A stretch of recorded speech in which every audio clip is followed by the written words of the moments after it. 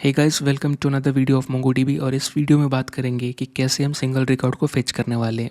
पिछले वीडियो में हमने मल्टीपल डॉक्यूमेंट्स को फेच किया था। जब भी मैं डॉक्यूमेंट बोलूँ इसका मतलब क्या, मैं इस रिकॉर्ड या डेटा की बात कर रहा हूँ। यहाँ पे कितने डॉक्यूमेंट है? 2 डॉक्यूमेंट है और हमारा कलेक्शन का नाम क्या है? नोट्स। अब इस वीडियो में हम क्या करेंगे, किसी भी पर्टिकुलर डॉक्यूमेंट को फेच करेंगे और इसके लिए हमें क्या पास करनी पड़ेगी, कोई भी एक की। जैसे मैं आईडी पास करूँगा, राइट। और ये डेटा मुझे कब फेच करना है? जब मैं व्यू पे क्लिक करूँ, यानी किसी भी रिकॉर्ड की व्यू पे क्लिक करूँ तो मुझे उसका कंप्लीट डिटेल देखना है। अब हमें क्या करना है, जब मैं व्यू पे क्लिक कर रहा हूँ तो जो राउट कॉल हो रहा है उसके कंट्रोलर को देखते हैं। तो अगर मैं व्यू पे जब क्लिक करता हूँ तो मुझे ये कंट्रोलर दिख रहा है जो कॉल होता है, गेट नोट डिटेल्स, राइट। इसको वेरीफाई कर सकते हैं। यहाँ पे मैं राउट्स में अगर जाता हूँ और नोट डॉट जेस अगर मैं इसको सर्च करूँ तो आप ये देखिए, राइट, /note/note id। और जब ये कॉल होगा, यानी ये जब ये पाथ हिट होगी तो ये कंट्रोलर मेरा कॉल होता है। और इस कंट्रोलर में आप देख सकते हो, मुझे यहाँ पे मैं पैरम से नोट आईडी स्टोर कर रहा हूँ। और जो ये कोड दिख रहा है वो पुराना कोड है। जब हम फाइल हैंडलिंग कर रहे थे तब हम इस तरह का कोड लिख रहे थे। तो अभी मैं क्या कर दूंगा, कमेंट आउट कर दूंगा, ठीक है। अपने पास क्या नोट आईडी है और ऑलरेडी हमारे पास मॉडल के अंदर मेथड है जो ब्लैंक पड़ा हुआ है। तो मैं नोट डॉट जेस में जाऊँगा, यहाँ पे मॉडल में, ठीक है, मॉडल्स के अंदर। और आप देख सकते हो find note bye ID, exactly मेरा यही जो यहाँ से कॉल हो रहा है, फाइंड नोट बाय आईडी। और मुझे यहाँ पे नोट आईडी मिल रही है, राइट। तो अब मुझे क्या करना है, मुझे इसको यूज़ करके अपने डेटा को कॉल करना है, ठीक है। इसके लिए मैं क्या करूँगा, पहले मुझे डेटा का कनेक्शन चाहिए जो ऑलरेडी बना हुआ है। तो D B equal to get D B, right. ऐसा करते मुझे कनेक्शन मिल जाएगा यहाँ से डी बी, और जो कि अपने डेटाबेस को पॉइंट कर रहा है। अब मैं यहाँ पे क्या करूँगा, डी बी डॉट कलेक्शन, कौन से कलेक्शन से उठाना है? नोट्स। क्यों? क्योंकि यहाँ पे मुझे दिख रहा है। और यहाँ पे मुझे क्या करना है, डॉट फाइंड मेथड, जो पिछले वीडियो में हमने किया था। और पिछले वीडियो में मैंने बताया था, अगर आप यहाँ पे टाइटल दोगे और यहाँ पे टाइटल का नाम XYZ दोगे तो इससे मैचिंग जितने भी हैं टाइटल आ जाएंगे, राइट। और ये फाइंड क्या रिटर्न करता है? कर्सर। तो यहाँ पे हम टाइटल नहीं पास करेंगे, हम पास करेंगे क्या? ID, right. और हमारा डेटाबेस के कलेक्शन में देख लेते हैं, हमारा की कैसा है? _ID है। तो मैंने क्या किया, _ID लिखा और मैं यहाँ पे जो नोट आईडी आ रहा है उसको यहाँ पे मैंने पास कर दूंगा, ठीक है। अब पहले एक चीज़ देख लेना है कि जो नोट आईडी आ रहा है, क्योंकि यहाँ पे देखिए, अगर मैं व्यू पे होवर कर रहा हूँ तो यहाँ पे देखिएगा, यहाँ पे स्लैश के बाद कुछ नहीं आ रहा है। तो आना चाहिए था। इसका रीज़न क्या, अगर मैं व्यू पे जाऊँ तो यहाँ पे /नोट के बाद कुछ भी नहीं है। तो अपने को यहाँ पे आईडी चाहिए। और आईडी क्यों नहीं आ रहा है, इसका रीज़न क्या है? इसके लिए हम अपने टेम्पलेट में जाना पड़ेगा। तो हमारा index.ejs टेम्पलेट है। और जैसा मैंने पिछले वीडियो में बताया था, title, description, image, URL, status सारे की सेम है, बस _ID सेम नहीं है, ठीक है। तो यहाँ पे मैं अगर व्यू पे देखूँगा, हमारा व्यू किधर है? एडिट है ये हमारा व्यू है, राइट, व्यू। आप यहाँ पे देख सकते हो मैं नोट आईडी यूज़ कर रहा हूँ। तो पहले नोट आईडी को हर जगह हटाकर _ID करना पड़ेगा, राइट। तो मैं पहले इसको फाइंड कर लेता हूँ Ctrl F करके, और जहाँ जहाँ है मैं इसको _ID से रिप्लेस कर देता हूँ। नेम चलेगा, दिक्कत की बात नहीं। हाँ, यहाँ पे जो अपने को डेटा मिल रहा है उसमें चेंज करना है। नोट हमारा डेटा है, ये तो नेम है, एट्रीब्यूट को हम सेट कर रहे हैं, ठीक है। तो इससे कोई दिक्कत नहीं। फिर हम हर जगह चेंज कर देते हैं। node.ejs में एक बार सर्च कर लेते हैं। यहाँ पे हम जो नोट आईडी है _ID कर देंगे। ये आपको हर जगह चेंज करना पड़ेगा। इससे फ़ायदा ये होगा कि अपना कोड उस वक्त ब्रेक नहीं होगा, तो हमें पता रहेगा कि हम क्या एक्सेस कर रहे हैं, ठीक है। क्योंकि हमारा डेटा का शेप क्या है, _ID यूज़ हो रहा है। तो ये सारा चीज़ सेम है। एडमिन के अंदर देख लेते हैं EJS, यहाँ भी सर्च कर लेंगे नोट आईडी। तो यहाँ पे वैल्यू में यूज़ हो रहा है और कहीं पे नहीं यूज़ हो रहा है, ठीक है। तो अब मैं इसको क्या करूँगा, क्लोज़ कर देता हूँ, जो भी हमारा टेम्पलेट फाइल है EJS, ठीक है। और मैं अब अगर रिफ़्रेश करूँगा तो आप यहाँ पे देख सकते हो, यहाँ पे मुझे /note/ID मिल रही है, राइट। ये मेरा क्या है, ये मेरा आईडी है जो मेरे कलेक्शन के डॉक्यूमेंट में रखा हुआ है, आप देख सकते हो। तो आप देख सकते हो लास्ट में 5-6 है, यहाँ पे 5-6 मिल रही है, राइट। उसके बाद आपको मिलेगा C4। तो अगर मैं इसको इंस्पेक्ट करूँ तो यहाँ पे अपने को C4 मिलना चाहिए। ये लास्ट में C4 है, यानी एग्जैक्टली सही पॉइंट कर रहा है डेटा, ठीक है। तो अब अगर हम व्यू पे क्लिक करेंगे तो कुछ इसको रिफ़्रेश कर देता हूँ।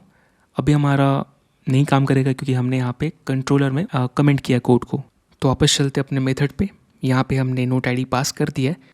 और यहाँ पे फाइंड मेथड क्या रिटर्न करेगा? कर्सर, जो कि हमने पिछले वीडियो में भी पढ़ा था कि फाइंड मेथड जो एक कर्सर रिटर्न करता है। कर्सर क्या है? एक पॉइंटर है या फिर एक हैंडलर जो कि हमारे डॉक्यूमेंट्स को पॉइंट कर रहा है।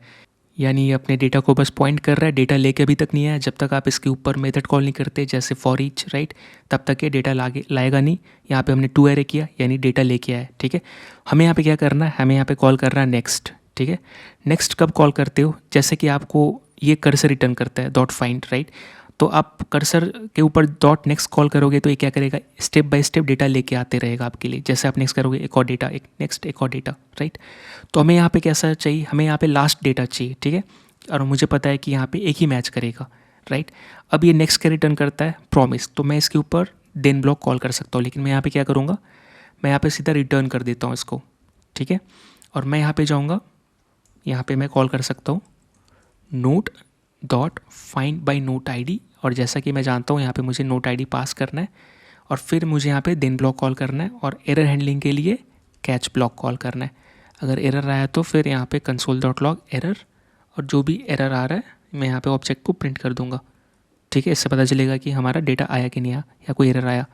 यहाँ पे अपने को रिजल्ट मिलेगा, यहाँ पे मैं रिजल्ट नहीं, यहाँ पे मैं अंडरस्कोर नोट देता हूँ, एक सिंगल नोट आएगा और मैं यहाँ पे नोट सिंगल नोट करके प्रिंट कर देता हूँ, ठीक है, अंडरस्कोर नोट, राइट।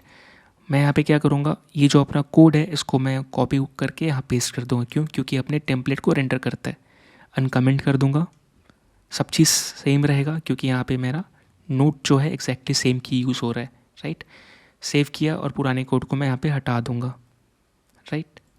अब मैं देखता हूँ कि ये काम कर रहा है कि नहीं, तो रिफ़्रेश करता हूँ और अगर मैं व्यू पे क्लिक करूँ तो आप ये देखिए यहाँ पे एरर आ रहा है, right, can not read properties of null reading ID, ठीक है। इसका मतलब क्या, हमारा डेटा ही नहीं है ऐसा लग रहा है, राइट, क्योंकि ये पेस्ट लोड हो चुका है। तो यहाँ पे अगर मैं चेक करूँ कि एरर में क्या है, तो आप ये देखिए सिंगल और रिजल्ट में क्या है, नल, राइट, यानी अपना डेटा नहीं आया यहाँ पे। अगर मैं इसको चेंज करूँ तो क्या आएगा, अगर मैं यहाँ पे हार्ड कोड कर दूँ, लेट्स से मैं यहाँ पे अगर टाइटल कर दूँ और मैं यहाँ पे सिर्फ टाइटल में ये पास कर दूँ, ठीक है, लेट्स से ये, इसको मैं कॉपी कर लेता हूँ, एक बार चेक हो जाएगा अपना मेथड काम कर रहा है कि नहीं, ठीक है। अगर मैं ये पास कर दूँ और अगर मैं रिफ़्रेश करूँ तो ये देखिए, right, this is test load हो गया और यहाँ पे मुझे अपने को डेटा भी मिल जाएगा।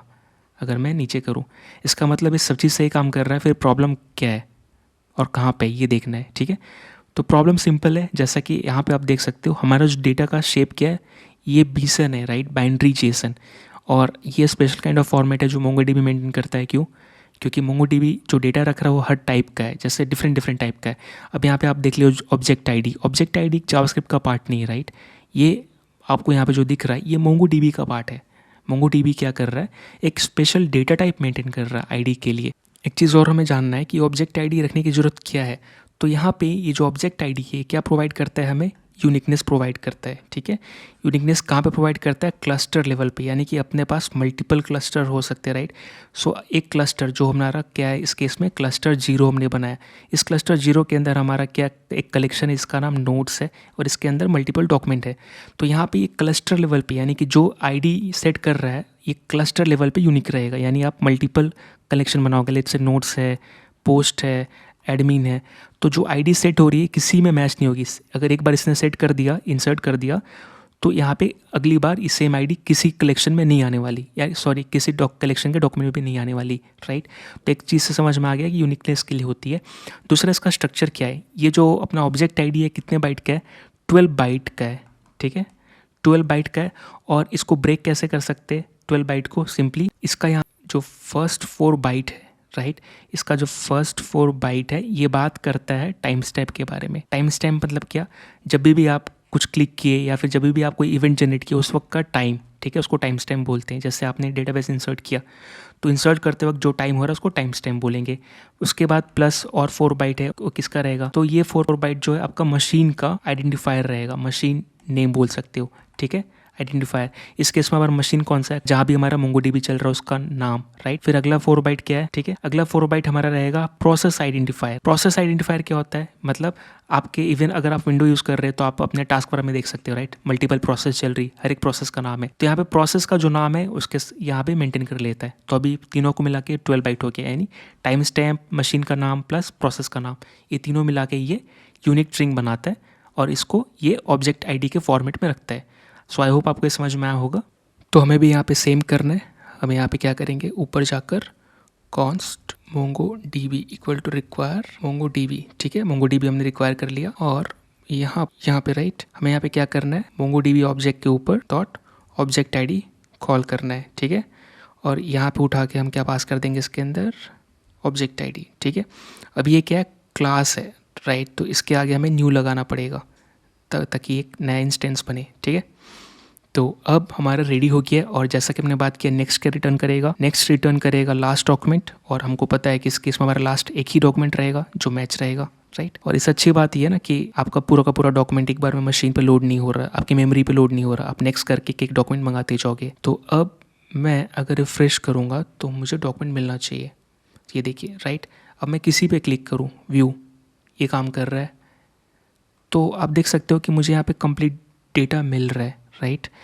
तो इस तरह हम एक सिंगल डॉक्यूमेंट फेच कर सकते हैं अपने कलेक्शन से। इसी के साथ यहाँ पे अगर हम देखेंगे ना, फेच ऑल में इज़ एडमिन, अगर मैं इस फेच ऑल को देखूँ, ठीक है, अगर मैं इसको सर्च करूँ तो आप ये देखिए फेच ऑल, और यहाँ पर मैं फेच ऑल को कुछ पास नहीं कर रहा लेकिन एक्सेप्ट कर रहा यहाँ पे, राइट। तो कॉल बैक नहीं चाहिए, इज़ एडमिन चाहिए, ठीक है।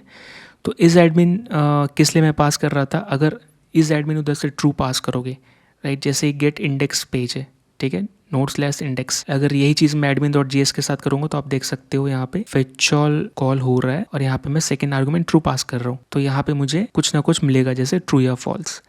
तो इसीलिए मैं अपने वापस node.js से यहाँ पर fetchall में मैं फॉल्स पास करता हूँ। क्यों, क्योंकि ये एडमिन के लिए नहीं है, एडमिन के लिए admin.js से ट्रू जा रहा है, इस पर हम जब काम करेंगे तो अलग दिखेगा, अभी पुराना कोड है। तो मैं यहाँ पे चेक कर लेता हूँ, ठीक है। तो इफ़ अगर मेरा इज़ एडमिन ट्रू है, इसका मतलब क्या, मुझे कंप्लीट नोट्स दिखानी है इस केस में, ठीक है।